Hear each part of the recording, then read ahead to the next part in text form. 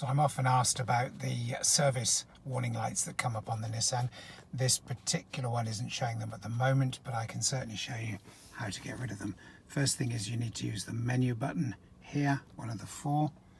Looking at the screen, each time you press the button, the screen will change. We need to be looking for the menu here. And then you use, as it says, either the square button to enter that selection or the dot button for the next one in the list. So pressing the dot button, I can go down to maintenance and then press the square one for enter. And then here, depending on which one has come up, you can scroll through them all.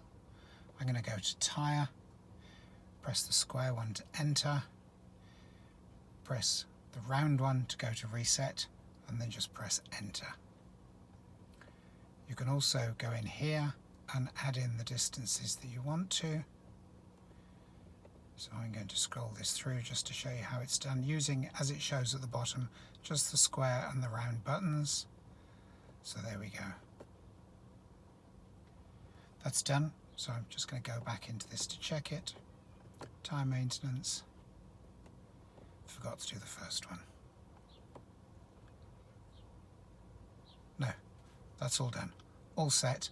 It'll now start to count down over the next 10,000 kilometres. If you were to leave it on a blank, it would never come up, but obviously it's quite a useful reminder to have come up, and you can reset it when you need to.